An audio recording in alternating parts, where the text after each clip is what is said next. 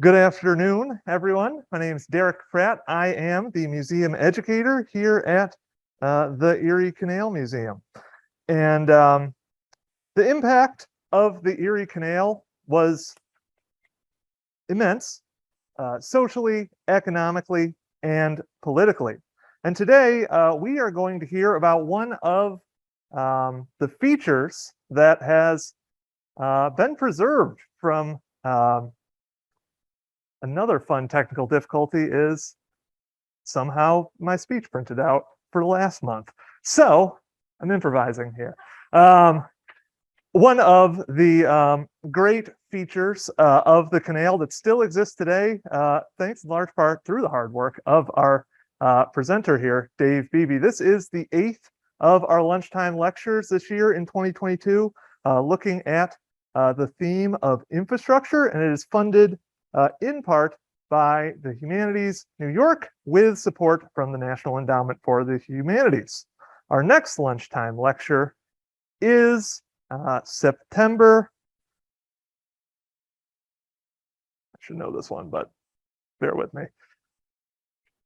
September 22nd, we have Patrick McGreevy, author of the book Stairway to Empire, which looks at the history of Lockport, which should be really interesting as well. Also, as the summer winds down, we are still hosting a number of outdoor recreational opportunities, especially cycling. Notably, there's our Beers, Bikes, and Barges cycling series, which is happening at different points throughout the state. You get an hour-long tour followed by a beer at a local brewery. And we have 2 more left, Syracuse, September 1st, and Seneca Falls, September 15th. And for those of you who aren't cyclists but would still like to get outdoors this summer while learning about history, our outdoor walking tours of downtown Syracuse are back as well. Every Saturday, we'll alternate between our downtown Erie Canal walking tour, looking at the historic canal structures that can be seen today in the city, and Pathways of Resistance, which examines Black history along the canal. Both of those begin at 10:30 a.m., and you can pre-register on our website, eriecanalmuseum.org. But now, on to the main event.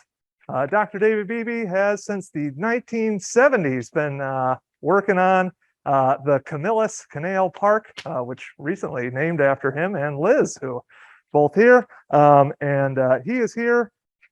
He had a lot more of a biography. He did write Halfway There, book on Camillus, which you can find in our gift shop, and other canal features. So I will hand it over. You've all waited long enough. Here he is, Dave Beebe. Well, thank you all for being with us this afternoon. This is not a discipline stick at all. We talked about Derek using a laser, which is my favorite. Liz doesn't like laser printer or laser at all, so I can point to things on this without with it being seen. Our park was when we first started, the town of Camillus had the opportunity of obtaining 164 acres of land from the state of New York, all canal land. And the town of Camillus said, do we really need another park? Well, let's establish a committee. So they asked Liz and myself, due to our Audubon background, to study if we needed the 164 acres and do we need another park? So they appointed all of the people on the committee. I could not have picked any better people at all. They were all super, and some of them are still with us today. But that was back in 1972. We studied it for a year, and a year later we went to the town board, and a Monday night, I'll never forget that, and presented it that we really need this, and to save this rare piece of 7 miles of lineal canal, which has one of every structure on the Erie Canal. We definitely need it. They voted 7-0, and the check was on its way Tuesday morning. So it was fun. We had, and then they said, would you please, that was the catch to it. Would you and Liz please head the committee to run the park and to develop it? So it's an evolution. It's an evolution. Our next stop, this is the way it looked when we first arrived there. Discouraging at the very least. This was the first enlargement that the canal was on, which was watered there in 1845. This is the way it looked. Nothing the way, in a few minutes you'll see the results. This was, again, a little natural spot.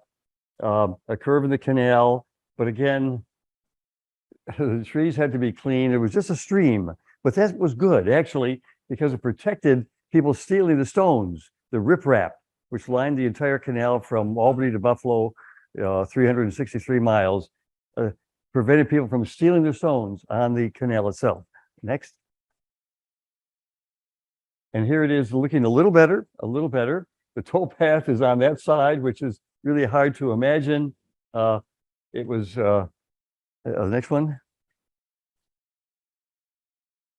Right now we have over 21 pilots to run our 4 boats. And this was Skippy. He was the emblem of, he passed his test also. So he ran the boat for quite a few years, but we had that many people as pilots because we have 7 miles of the canal, 4 of which we could use with our boats on it. Go ahead. I remember I went to Weedsport and I was looking for a canal there many, many years ago in the early 70s. And I couldn't find the waste weirs I was looking for. And I happened to be next to a sports museum or a sports facility. And a man was coming out, young man, and I said, "Excuse me." I didn't say sir, but "Excuse me, can you tell me where such and such is?" And he walked over to my car and looked down at me and said, "Hey, I only know baseball." So he had no interest in the canal, but about a block later, I found what I was looking for. We have actually this year we had 2,500 children in May and June from different schools. Lisa, you could add to this also. Lisa is our coordinator, replacing Liz at the Canal Park. So we had 2,500 children, and we give them I call it a 3 for tour. 1/3 of the group goes on the boats, 1/3 goes on the trails, and 1/3 goes into the museum. That worked out very well this year. It was very, very exciting. This is a boat that was one of our first boats. This is called the Camillus, I'm sorry, with it backwards there. You can't change it. It's my fault. Go back again if you would. And this is a boat we received from John Marcellus of the Casket Company. And the original boat that we restored was on wide waters. And John Marcellus said for the government official, "Sure, you can use my boat. The mayor's coming up, the governor's coming up, and we'll meet them at wide waters in DeWitt." So the 2 men that were in charge of that decided we better why don't we practice? Let's get that boat out of the wide waters and make sure everything's okay. So they ran the boat up in the middle and it promptly sunk. They forgot to put the 2 plugs back in. And can you imagine if the governor and the mayor were on board when it sunk? That would have been very embarrassing. So they pulled the boat out and they put it behind a building that we were familiar with.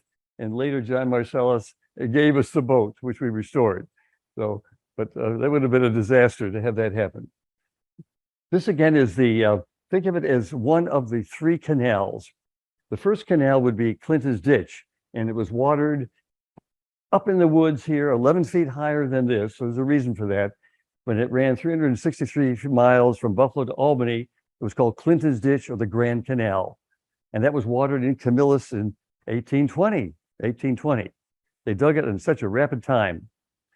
Then in they decided that since the tonnage of the Clinton's Ditch could only hold 50 to 60 tons, and it paid for the canal within about 3-4 years. It was financially successful. They said, we've got to build a bigger canal, wider canal, make more money. So they built the first enlargement. And the first enlargement here was watered in 1845. Again, a marvel. One thing, the difference in the elevation is that the Clinton's Ditch was a contour canal. If you had a drumlin, you would dig around the drumlin and continue on. You didn't go through it. And if you had a family of 10 children, which would be great, because you could have, the state would say, "Mrs. Jones, would you like to dig Clinton's Ditch, 40 feet wide, 4 feet deep, lined with clay, 2 miles of it?" And she would say, "Sure." So they would dig it according to the specs that he would give them. He'd come back later, maybe 2-3 months later, and say, "Wow, you did a great job," and pay her right then and there. Do they worry about ownership? Nah, they just dug the canal because in 1817 to 1825, you couldn't get legal involved. It would never happen. They just did it. And that's the only way it was successful. But this canal then came in a little later, but it was 11 feet lower to avoid the quicksand. Clinton's Ditch people in 1820 were smart. They dug it higher to avoid the quicksand, which is to the west. One of our neighbors lost his cow not too long ago in the quicksand. Whenever Liz walks over there or takes a group over there, she'll have them, give them sticks like this. So quicksand is nothing more than water coming up through sand, but it's quite deep. So we have the group carry a stick like this in case you go down, you'll be okay. If we don't like you, then we have you carry it this way. So we try to not to lose. Our insurance says we can lose one a day, so that's all right. This is a boat we built. We built 3 of the 4 boats ourselves. It was a lot of fun. This was our dinner cruise boat that ran from our store west 2 miles and back, and it was very successful. Due to the price of everything, expensive roast beef, we kind of discontinued it and we substituted for a dessert cruise. Thank you, a dessert cruise, which again, we may resurrect again sometime. Lisa, go ahead.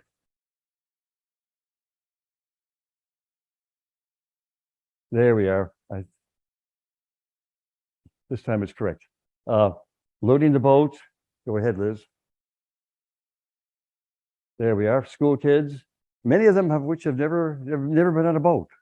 Never have been on a boat. You probably have seen that here too. Not many of them have never seen the boat out under us here. Good, Liz.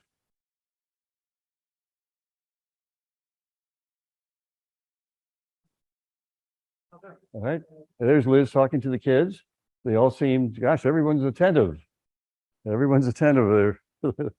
Go ahead. We had the opportunity. The state had a museum in DeWitt, right next to the landfill. Very, very, very few people ever went in the museum. I think I was probably one of 2 that ever went in. I don't think you ever went in there, Derek, did you? Well, one time they called and said, it's right next to the landfill. We don't like the liability. We'd like to move everything out of here and tear the building down. Would you come out and look to see what you want? Well, in there was a houseboat. This was on the Oswego Canal, and we have pictures of it out front of the Waylock building here in around 1890. Priceless, priceless. And it was used on the Oswego Canal as a fishing boat. Then when the canal closed, it was bought by Mr. Robinson, and he moved it to a lot in the valley and lived there. What did he do? He was a minstrel. He was a minstrel. But can you imagine this house when the people of Syracuse were moving out there in their big houses? We don't like his house there. It's too small. But he lived there 30 years. And then it was moved up to a small pond, Smith's Pond, above Otisco Lake. And we found the site up there also. But the state of New York, this was in the building in DeWitt. They moved it down. They also gave us a buoy boat too, which is priceless, and 2 buoys. So we were very happy. And also the lintel or the stonework, I think, is outside your door here. That was moved from that museum also. Good, Liz. There. This is as is restored. Very small. There was an outside bathroom, if you're wondering about that. But we restored it, and it's not. Actually, the Waylock building did restore the hull. There was I think Gray was the builder or the restorer of that, but it's not watertight, so we could never see water. But it's just a priceless 1-room cabin, and we really, really enjoy having it in the park. This is the buoy boat I mentioned that was also given to us, and they had poured the floor around the buoy boat. So when we said we wanted it, I thought they were going to have to tear part of the building down, even though it was destined to be destroyed later. But they had a 1/2 inch, he said, to get the boat out of the building and move it over to where it is right now, next to our lock demo. Good, Liz. Everybody's happy. Everybody's happy. We try to have one of our problems. Everyone's getting older in our park. We have 133 active volunteers, not on paper, not membership, but 133 volunteers. But we are getting younger people like Lisa. Thank you, Lisa. So, what's that? Oh, that was the education committee. Okay. Very, very good. David. Oh, okay. We work 12 months of the year. Wintertime, we do most of our cutting. We used to be able to burn. And I remember one of the members, he approached me and I could see 3 plumes of fire coming out of his hat. I said, Bill, you're on fire. What? So we put the fire out and he went back to work again. But now we can no longer burn, period, in the town of Camillus, except in a designated spot. We have one of those, but we work all winter long to keep everything going, mostly cutting trees. And we also had the opportunity in 2007, Liz? What year? 96. Oh, that was close. 96. The Olympic Committee called us one night and said, they introduced themselves. And those days you didn't think it was a scam. And they said, we would like you to host the Olympic torch. And we would bring the torch, they'd run down to your place, jump on a boat and go to the aqueduct and then go on to the east toward 173. And we said, we'd love to do that. So we talked about it a little bit more and we hung up. Actually, the problem was we didn't have a boat that we could use. And what else didn't we have? We didn't have any mules either. We didn't tell them that. They wanted to pull by mules. Just a, and so we had 30 trees we had to take down because the tow lines had to go around those trees. One lady said, don't cut those trees. We have 400 acres of trees. We had to cut those 30 down so it wouldn't fall on the boats, and we needed to get the tow lines through there. So we got a derelict hull from north of here, Route 11. It was dropped off, and this is the rusty hull. We built the boat, and the wood came from the 30 trees that we cut down on the canal. Wet as the devil. I mean, if you looked at them, the trees would bend, or the wood would bend.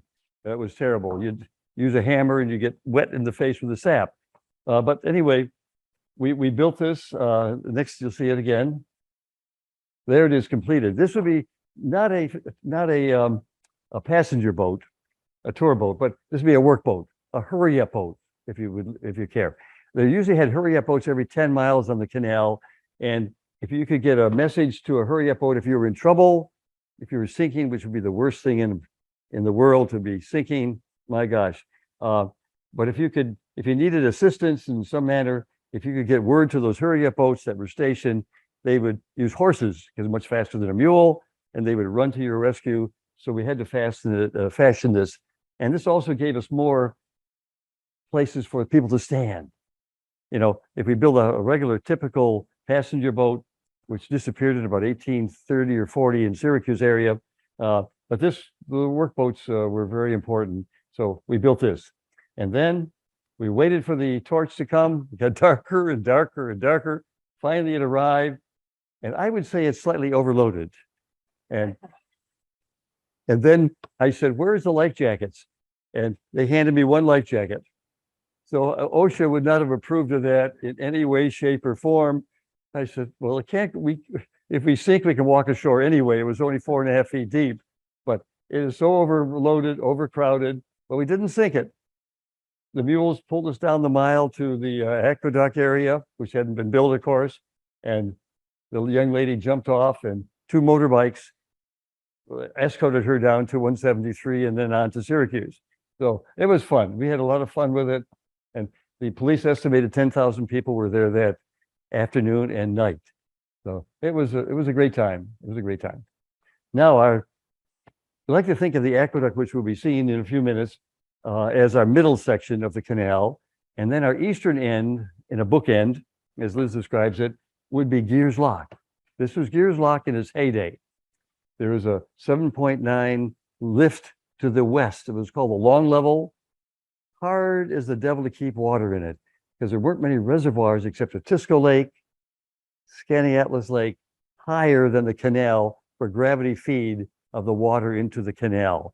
But it was a long distance also. But anyway, this was Gears Lock shanty. All the locks have, in fact, we rebuilt the lock shanty. That's another story. Windows are lower so the lock masters could sit in there and see the boats coming.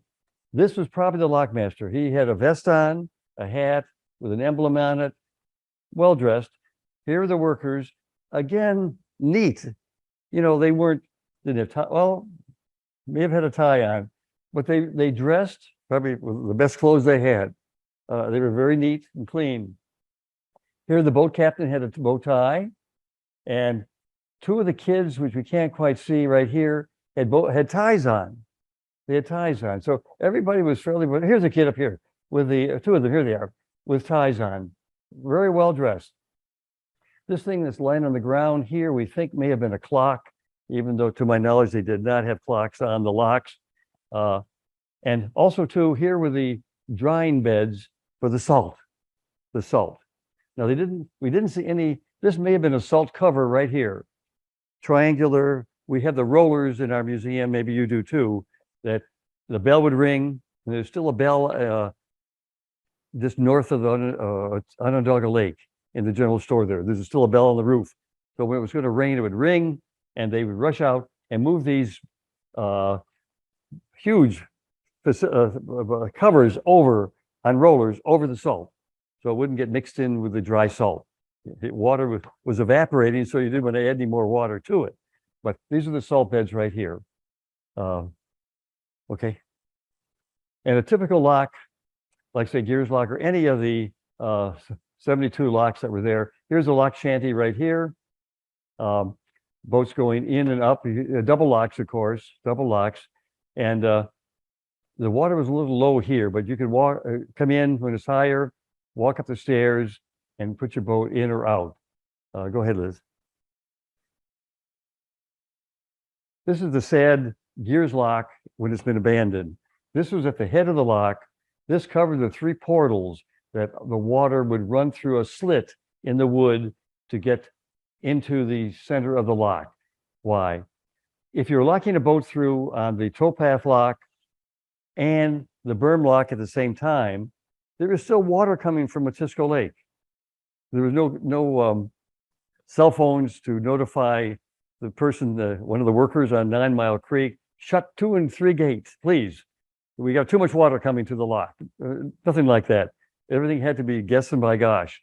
But anyway, the water was still coming down. So the water would go through the slit in the wood, which is up higher, and go down through the 3 portals, drop 11 feet, and then exit at the other end of the lock. Otherwise, where's the water going to go? On the earlier locks, Cayuga-Seneca Canal, they were just single chambers, and they built a sluice around the lock. So if you're locking a boat through, water's still coming from the source. Water would then go around the lock and continue on. But with the double locks, they provided this overflow in the middle, Later in about 1870, 1875, they used this water power would drop down 11 feet to go out the exit. They would use it to turn a Garley turbine, 24 inches horizontally, to turn a shaft, which would come up through the stonework and then go off to the left and right. I think we'll see one later, so that you could actually move these boats, which had 240 tons of cargo in, dead weight. And you only had your lack masters to move them out of the lock before the mules could take over, or your family.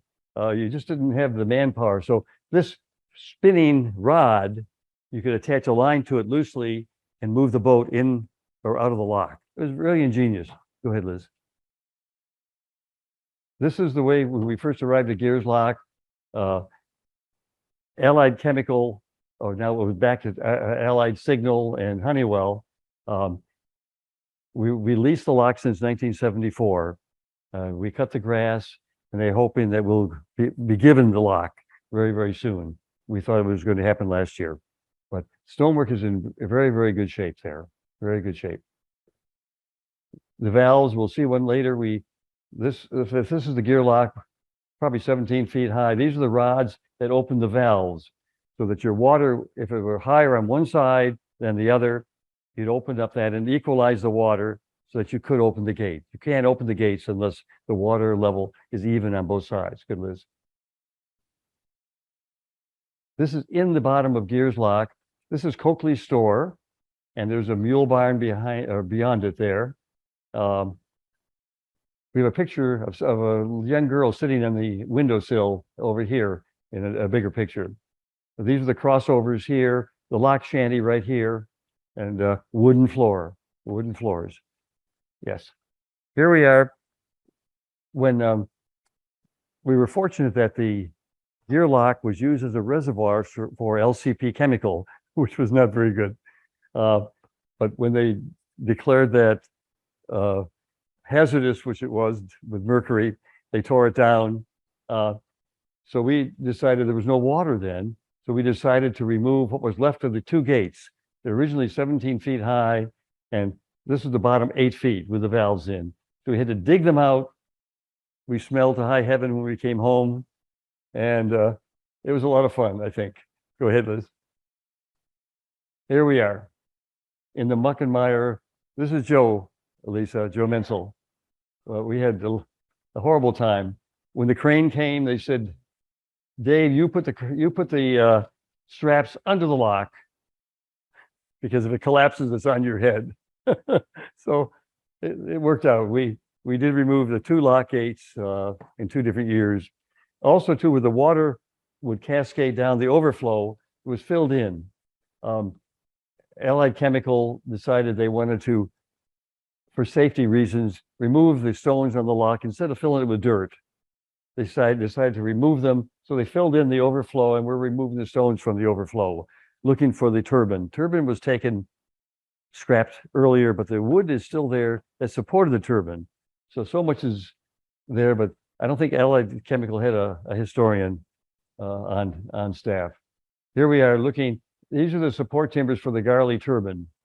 It was pouring that day too, but the stonework is just beautiful, which you never see. You never see that. Good, Liz.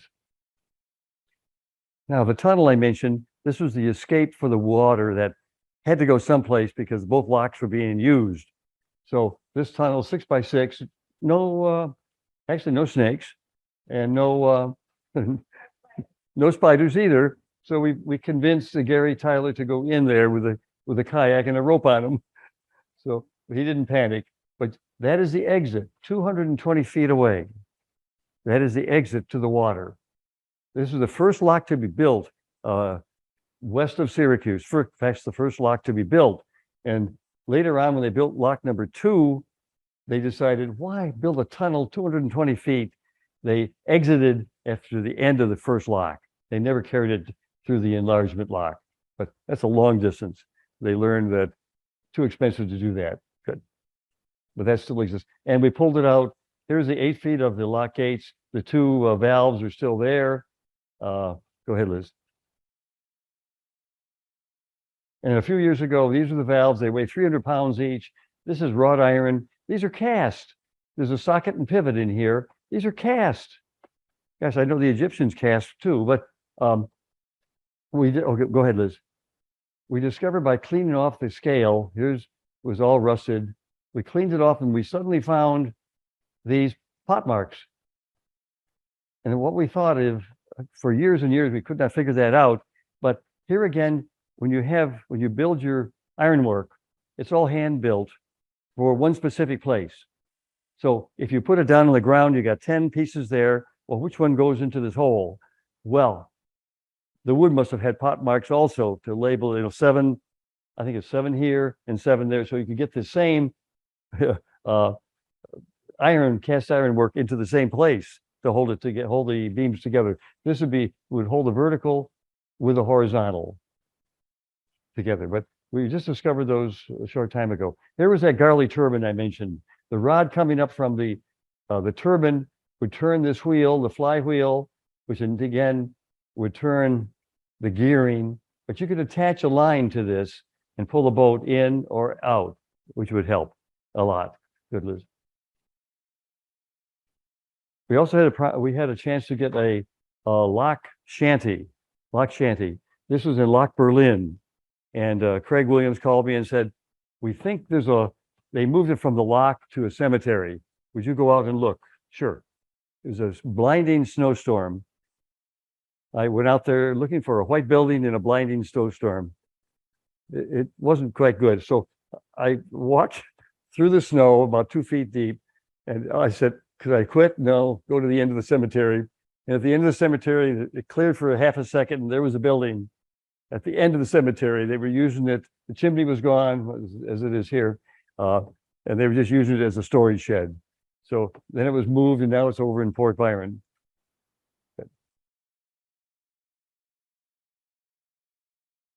We had the opportunity to, since we couldn't buy a real mule, Pennsylvania had mules, Syracuse had horses. So our daughter bought a horse, or mule rather, down in Pennsylvania, and she picked it up, and then Liz went down in our pickup truck and brought it back on the thruway, was it?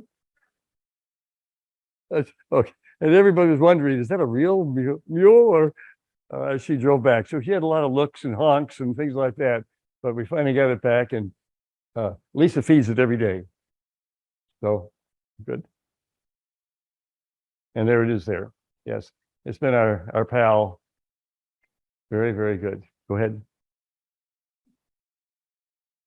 The towpath then was built by the Canal Corporation, and now we have the trail from Buffalo to Albany. And Governor Cuomo completed the one from Canada to New York City. So it's in great shape. Good, Liz. We have a weed cutter to cut the weeds, even though we can't pick them up. But we have one man that runs it. He wears a hard hat and a life jacket. It's like a suicide mission, but he runs it. It's still in the water now. So here's our aqueduct. This is the first enlargement aqueduct, 1845. Diagrammed 4 arches. Montezuma has 31 arches. This has 4. They listed it in Whitford as the largest of the small. That means nothing to me anyway. Anyway, but this is, what is an aqueduct? You had the canal dug up to a stream, in this case, 9 Mile Creek. Well, how did you get across the stream? In the early days, you dammed the stream up downstream, and the water rose, and you could get the boat across from the canal from one side to the other.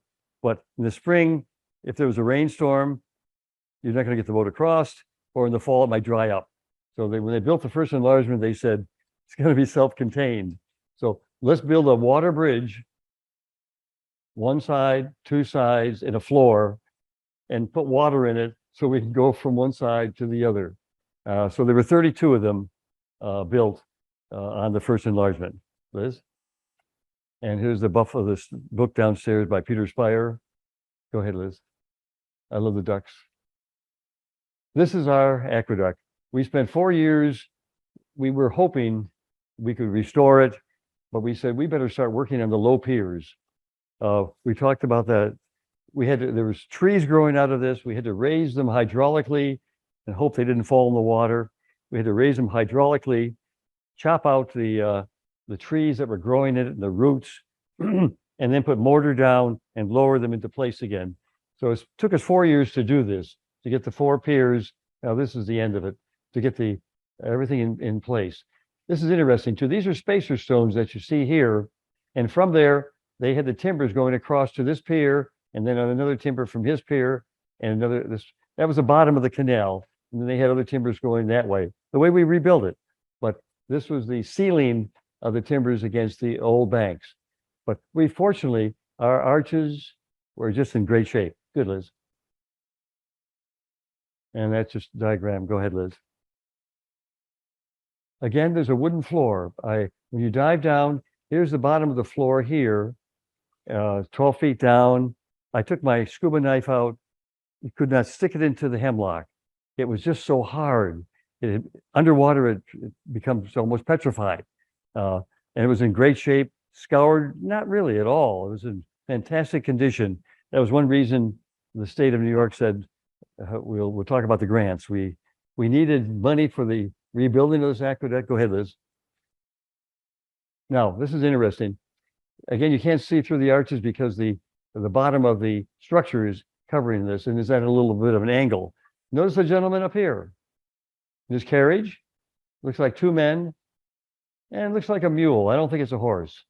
Maybe I'm wrong, but they were the inspectors.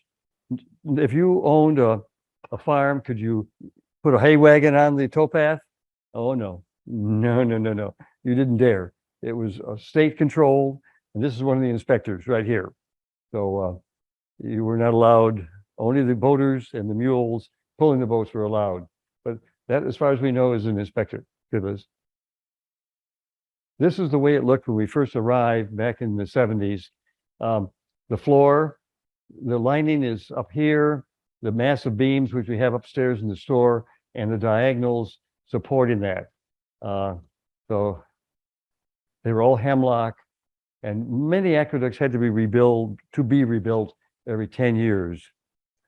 There's one down near, I'm trying to think of the name, I've forgotten exactly, but near Utica. It was a small aqueduct, I think only one arch, and it was only this far off the bottom of the stream that went under it. And it washed out every year. So every fall, they would take it down. They dismantled the aqueduct. The water could flow freely over the winter. Then they rebuilt it again before the season. It's the only one, I think, of the 32 that they had to drastically rebuild it every year. Here we are doing the lower piers. Oh my gosh. Yeah, sometimes this board would break and we'd be in the water. Where's my watch? We don't know where your watch is. Where's my jackknife? I don't know. Did you hear a splash? No, I didn't. That was a conversation. So take your valuables and put them someplace else, please. Go ahead. Here we are, pressure washing. We had a person that didn't mind heights. Go ahead, Liz. Here he is afterwards. He still came back. Poor Craig. He was one of our best workers, no matter what we did. This is the aqueduct that you're watching there. We'll see more of it. This is the first enlargement 4-arch aqueduct. Now let's go up a little bit. This is the Clinton's Ditch aqueduct. It only had one pier in the middle, not two. This was 120 foot long. Think of 1820. 1820. This was 1845. 1820, they made a 90-degree turn and went across the aqueduct 120 feet long and dropped down 11-foot lift, 11-foot drop. That's remarkable for 1820. Think of Gears Lock was only, what, 7.9 feet lift. This is 11 feet. And the gates are facing the source of water up here, and of course there. It's remarkable. This was a store which foundation is still there. The mule barn had disappeared when they built this. Go ahead, Liz. And if you go there now, you can find some of the structures that are still in the ground. It's kind of fun. Good, Liz. And this shows the one arch, which is still in the bottom of 9 Mile Creek. Still in the bottom of 9 Mile Creek. Foundation. We have not explored this building at all, which we should. Good, Liz. And this is the way it looks today. It took us 2 years to interpret it. Here's the lock, a double lock. So you could have a boat waiting to go up and a boat coming down could leave. Good. Now, here again, we're waiting for funding. We were managed to have 7 basic sources of funding: federal, state, local, and volunteers. I think the volunteers donated 100,000. That sound about right? I do not remember. We had school children, we had local corporations, we had the federal, we had the state. And so I just honestly don't, I really just don't remember. Remember, we had a big thermometer, and we'd mark it off as we were getting our money. Let's go with 100,000. And once we did it, we had a celebration for that. But all the sources, and the state was so amenable for the grants. How would you like to use our money? Tom Kiehowski headed that, Parks and Recreation Director. Go ahead, Liz. There again, the low piers, thank goodness, they cleared the vegetation away. In fact, they had to dredge in 9 Mile Creek to make that deeper, because once you put a floor over it, you can no longer go back in. Liz, go ahead. Now, we had to build, this is to the north side, they had to build a little roadway. They used the backhoe loader to get the angle and bring in, you'll see in a minute, go ahead, Liz. bring in this 40-ton crane. Look at that. He had a foot clearance. We put down actually a floor in 9 Mile Creek because it was dry. And one little burp, if it ever fell in, we would have lost an arch of the aqueduct, which would have stopped the project. But look at the size of this when he opened up there. That was used as an excavator to clean 1, 2, 3, and 4 of the piers, the bottoms of the piers there. But the size of that, and we just held our breath that he wasn't going to go to a pothole or anything. But here we are. They had to contain it for the dirt and things like that. Go ahead, Liz. Now here, Liz was on this site. We were all on this site all the time. And there was a tree right there. And Liz saw it, and she talked to the clerk of the works. We would like that tree. So you've got all these steam shovels working and a deadline. And he stopped the whole project, and they went in, dug the tree out, and is still living today in our 1820 site. But here's the lady that did it. Liz, there she is. So, so they couldn't refuse her. No, there we are. Now we had a problem because some of these stones had been, they extended 2 inches over to protect the other stones, but you could get under those and vandals could do it. The cement had rotted out, and we found probably 15 of the stones missing. They were in 9 Mile Creek. And oh my gosh, in the quarries, you couldn't get them at quarries. So I went in and dove. I tripped over one, and they were about, we rescued about 15 of the stones, which we could raise into position, and the rest we could not find because they're buried 10 feet in the mud. Go ahead, Liz.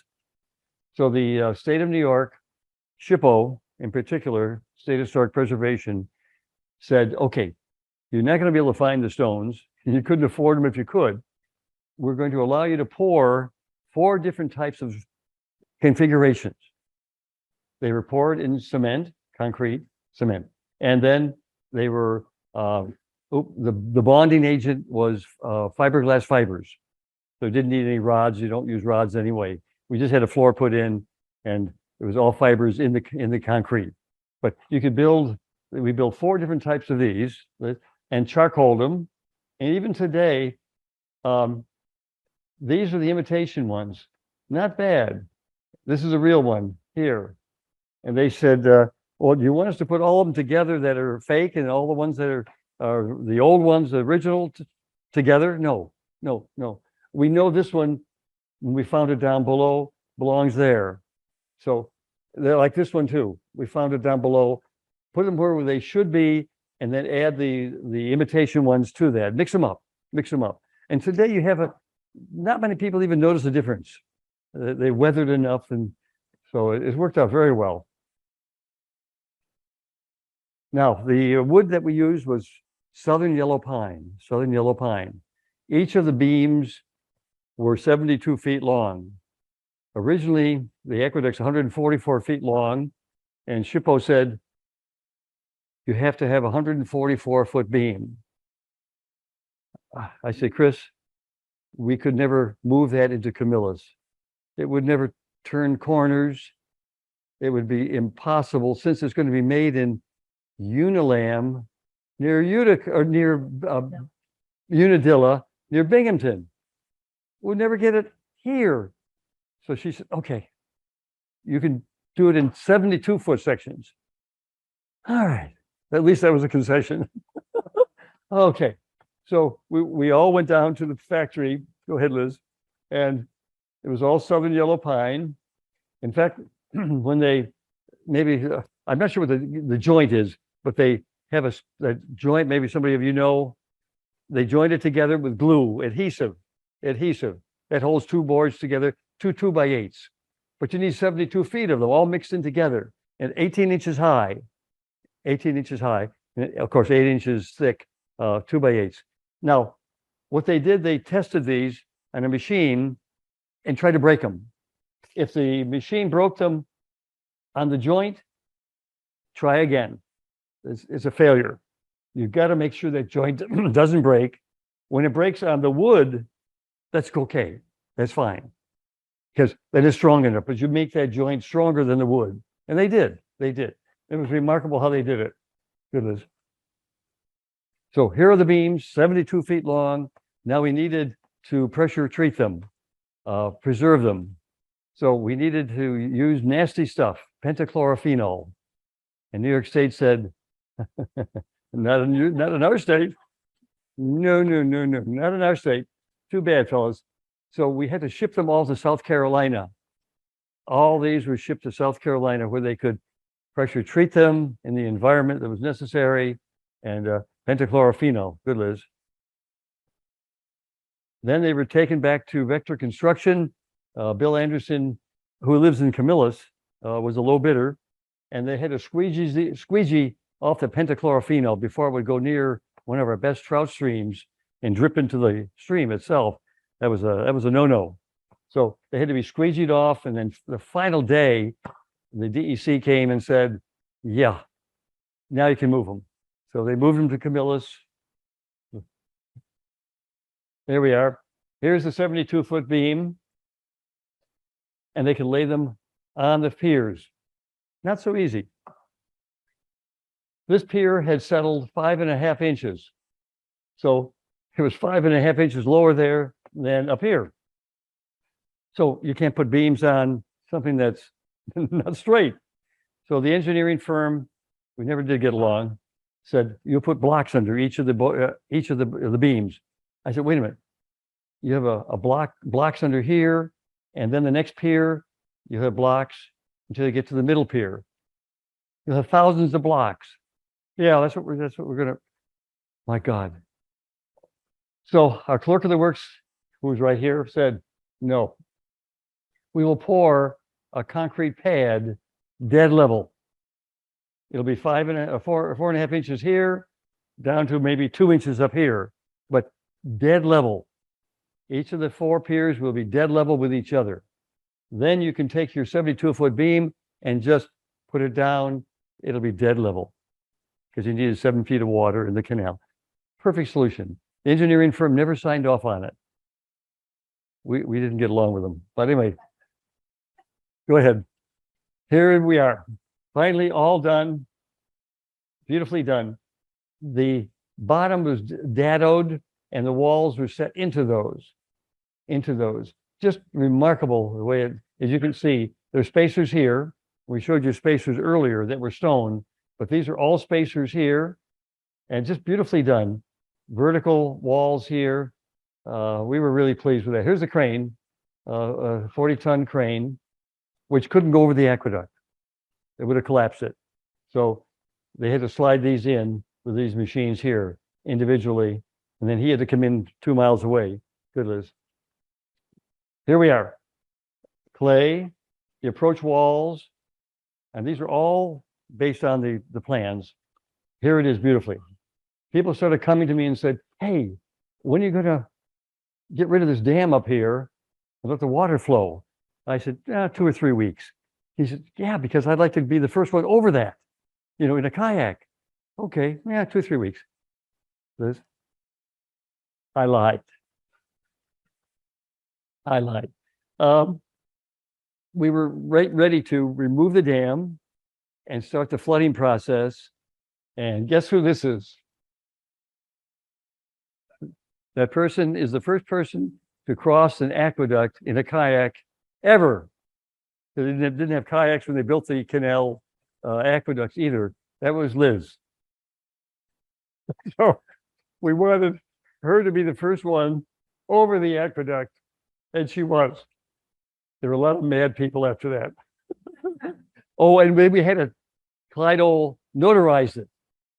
We notarized it to make sure that she officially was the one to go over the aqueduct.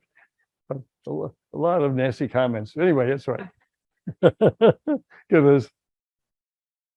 Here there we go. And fortunately, the flowers are doing very well. Go ahead, Liz.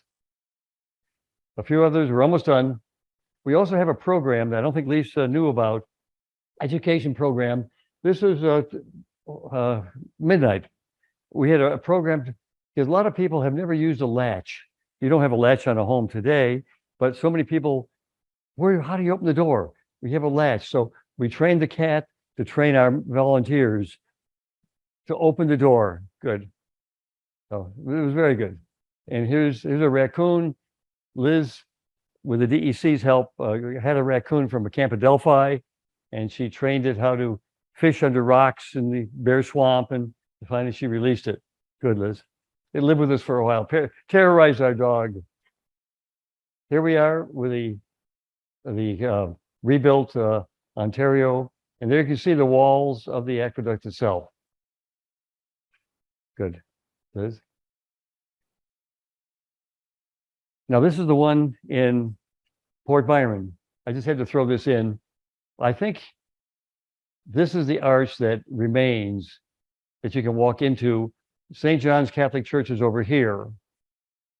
And then this is filled in, filled in, filled in. That's where our new museum is going to be, Lisa, as you know. It would be nice to see, Craig wasn't sure if these were really filled in. Could we dig them out or have they been collapsed? But the parking lot, this is gone. The parking lot for the church covers the archway. So that's priceless. 1820 there. Good, Liz. He looks very interested. This is one of the boats we built with 3 pontoons, and it was like a jungle cruise. Go ahead, Liz. Every 10 years, the boats have to be taken out of the water, and we had to put a new hull under this one. Go ahead, Liz. 10 years will be coming up soon. And there it is back in the water again. But we haven't had sufficient water to really use this very much. I don't think you've ever had a boat ride on it, have you? No, no. Good, Liz.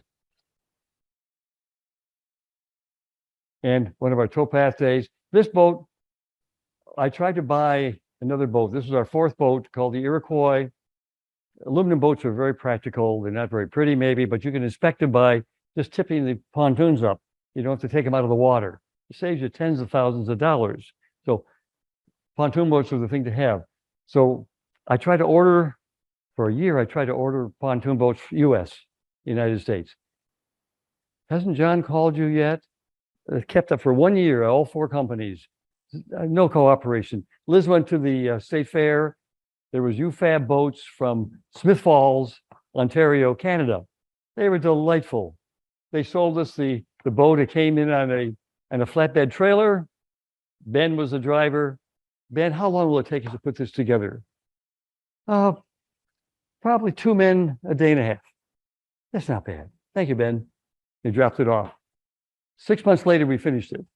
So we weren't in the boat building business. And then the first thing we did after the first 2 weeks, aren't those pontoons backwards? No. Yeah, they were. So we had to take them and change them around again. So we made a few mistakes, but it was all right. Go ahead. Now, if you're determined to do something, you have to, sorry.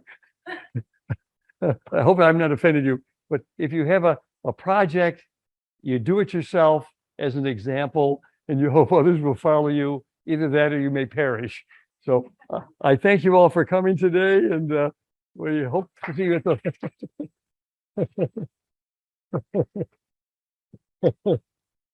that was a shocking photo. Wednesdays or Sundays at 1, 2, and 3 o'clock through September 10th. Very good. Sorry to show you that risque picture. Back in the day, you could never do this project now, given all the restrictions and regulations. And we've had to give out a lot of them, but not really. Yeah, you lucked out a lot. We did. Today, I mean, 32 aqueducts. The one aqueduct is shown in Rochester. So the other 31 aqueducts were all wood. And so, I think ours will be the only one that will be restored, as you said. Keep this. Oh. Sorry. I think ours will be the only one that will ever be restored. Like the one in Palmyra is next to a 4-lane superhighway. So, you know, you can, or Montezuma. they had to cut those out or dynamite them, the arches, to get the Barge Canal built. So I don't think any of them will be suited to rebuild, but as you say, probably cannot be. Thank you.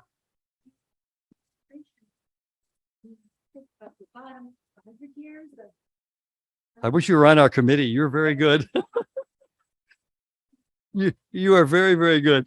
That we asked that question of Unilam many times, and well, they would not give us an answer. There probably isn't an answer. They believe, they wouldn't even say that, but we believe that it would last 40 to 50, 60 years. Then it would not fail all at once. You might have a leak here or there that you could repair with pressure treated wood, because even southern yellow pine, you're not going to be able to get either very easily. So 40, 50 years. Now we don't have a problem with the aqueduct, which is a miracle. It's still great. The walls, or the dirt walls, have problems. Not with muskrats, which they used to have a problem with. And they had two men walking with shovels all winter long to find the holes and fill them in. Now we have the roots of trees rotting out, and sometimes you'll find a perfect column of where the root of the tree is rotted, and you have a conduit to a lower point, so the water leaks out of the canal and goes to a lower point. And you dig there, and my gosh, it's a perfect tunnel, which a root of a tree is. So that's one of our problems. So we don't know how long it'll last. Fortunately, there we are. And Lisa will have to bother with that. Yes. That was in, Liz, August 15th of 2009.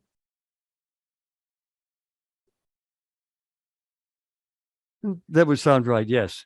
Yes.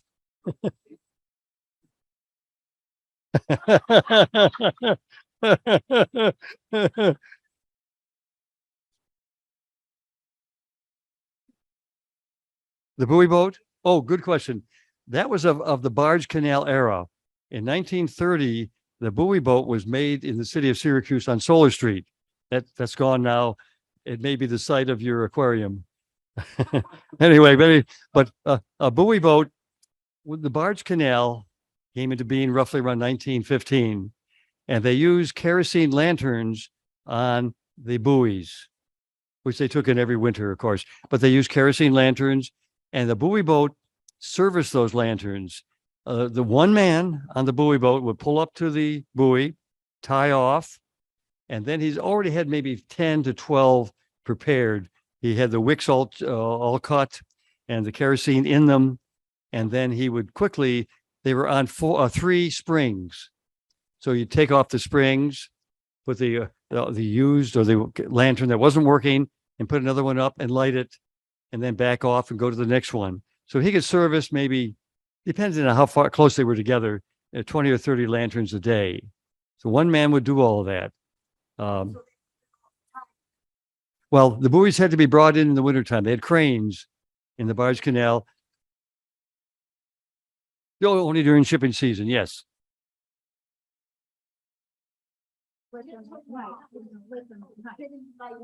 Right.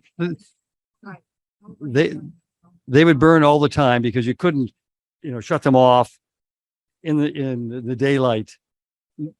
They burn all night long. They'd last about 2 weeks, and then they'd have to come back and change the lantern again. But then what happened to them? Kids with 22 rifles love to shoot them out. So the state of New York said, enough is enough. Then they sold them all for $5, and I missed that sale. So how much did I have to pay for some of our lanterns? About $275 inflation and profit. So now you can't find them at all. You can't find them at all.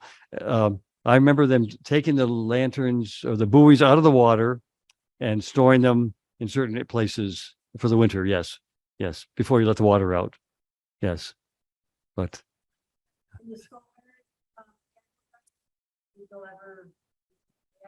which one? Oh, Schoharie. That's a sad one.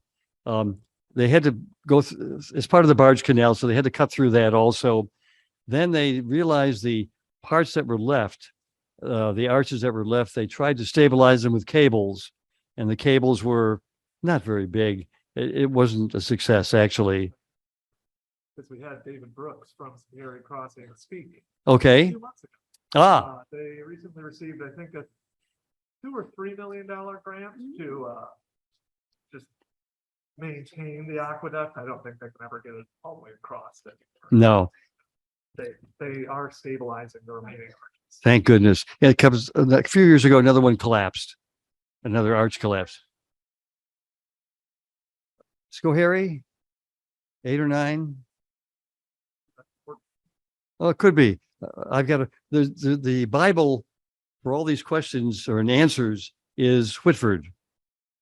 Noble Whitford. He wrote 3 volumes, and everything in there is the Bible. He talks about, aqueducts, locks, stream receivers. What's that? Anyway, but stream receivers, everything under the sun is in the book. Craig Williams called me and said, would you measure between your piers? Whitford says it's 30 feet. No, it isn't, Whitford. You made a mistake. It's 30 feet. But so there are a few mistakes, but he was brilliant. But that is his Bible. Yes. We have it in our house next to the Bible.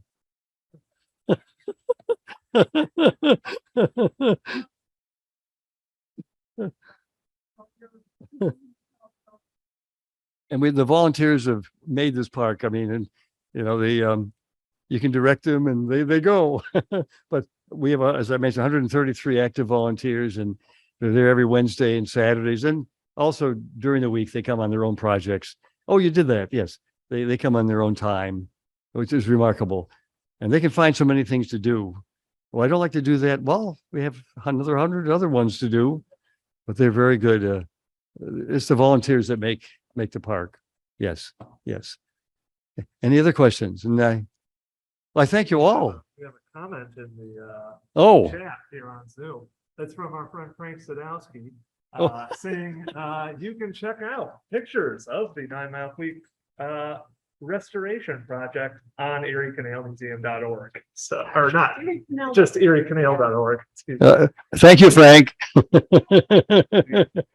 That's very good. Very good. Frank is good. Thank you. Very good. Yeah. Well, thank you all. Anything else, Liz? Frank is very nice. Yeah, he's very nice. But thanks again. Thank you. Very, very good.